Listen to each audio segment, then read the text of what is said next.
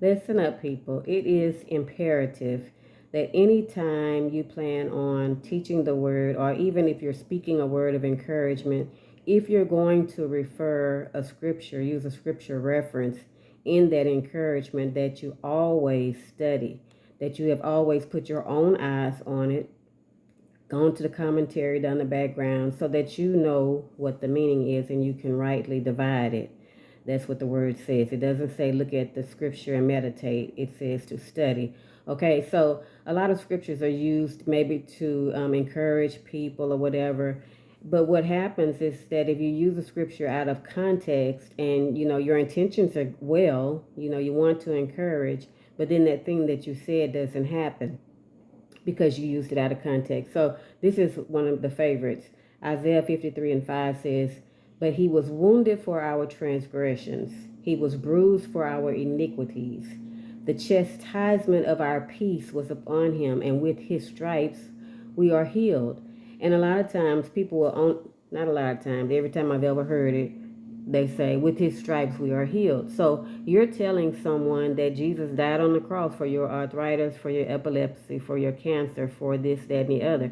It doesn't mean that you would never be healed, but as it relates to this scripture, he did not die for our physical ailments. He died for our sin sickness, and that's what we are healed from. In the first few words, it says, but he was wounded for our what? Transgressions. That's sin. He was wounded for that reason. He was bruised for our iniquities.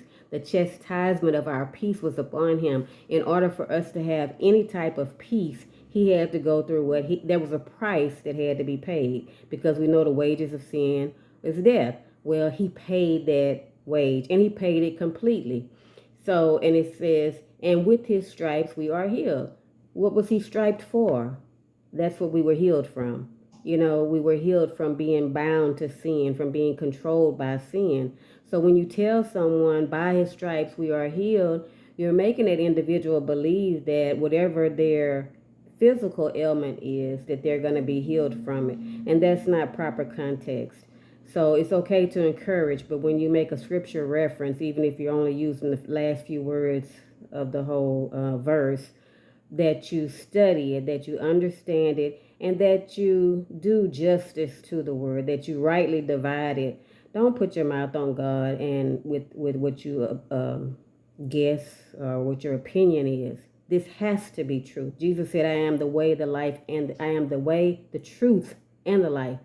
So you can't deal with truth with an untruth. I hope you got that.